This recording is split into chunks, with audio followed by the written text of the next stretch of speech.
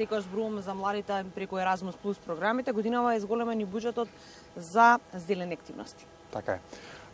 Изминатата година се посветивме на еден од главните приоритети на програмата, тоа е зелена агенда и борба против климатски промени.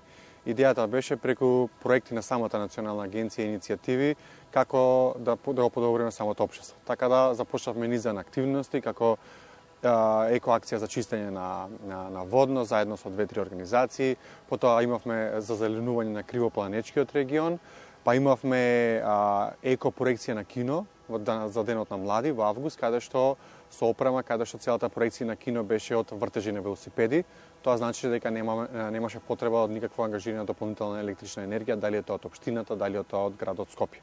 И на крајот завршиме со една иницијатива заедно со школите и со градинките, Растеме зелено, растеме заедно, каде што заедно со малите деца учевме како да засадат дрво и во самите ни дворови. И оваа иницијатива беше навистина изворедна, имаше огромен интерес и заради тоа што во изминатиот период добивме многу повици да идеме во нивните училишта, во нивните градинки, се одлучивме буџетот за дрва, за садници оваа година да го зголемиме двојно.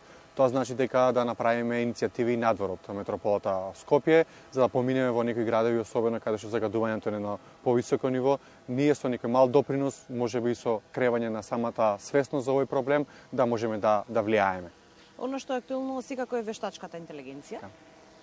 Да, во изминатиот период, односно во изминатата недела, заедно со студентите од сите високообразовни институции или преку нивните студентски собранија, заедно со ментори и професори, имавме на работилница или хакатон како вештачката интелигенција ќе влие врз универзитетите, дигитализацијата во високото образование и исто како да работиме на работни места за еднината.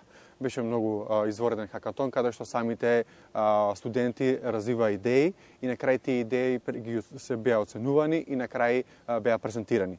Наша идеја беше како оваа тематика, која што веќе е многу актуелна и кај нас, и во Европа, и во САД, да почнеме да практикуваме. Европскиот парламент изгласа ЕА-акт, каде што прв пат ќе почне да се регулира оваа проблематика и се надеваме дека во следниот период и како мораме нешто направиме. Оваа работа нема да се замине за неколку години, туку напротив ќе влегува во нашето секојдневие се повеќе и повеќе и затоа се одлучивме на ваков чекор што е можно на почеток да фатиме чекор со времето, да кажеме така.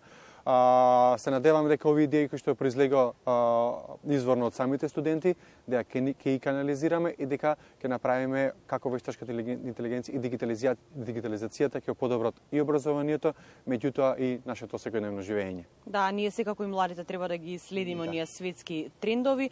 Споменавте дел од проектите, на почетокот на годинава сме, меѓутоа следува година со многу предизвици и со многу нови проекти кои што еве ќе ги најавиме.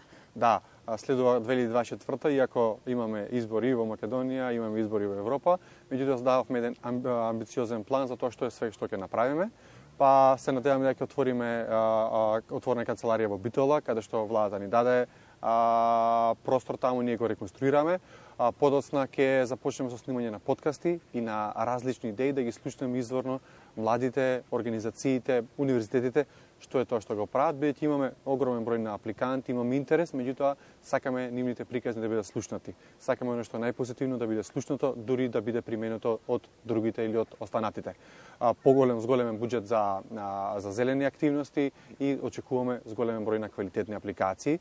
Се надеваме дека и со новата програма која што донесе Европската комисија, каде што некои работи се канализираат, помалце апликанти можат да во овој повик, кој што ќе најавуваме преку инфоденовите вчера и денес. Вчера имавме инфоденови за клучната акција 1 и за мобилностите, а денес кај 11 часот имаме за клучна акција 2 или за стратешките партнерства или партнерствата од Маловен, така да сите заинтересирани ги повикувам да се случат, да ги слушнат идеите, да слушнат што е тоа што го правиме ние, за да можат да напишат еден квалитетен проект. Да, убави можности за младите, меѓутоа ќе ги повикаме и оние најмладите да се вклучат во Еразмус плюс програмата, затоа што навистина нуди убави можности за сите. Така е.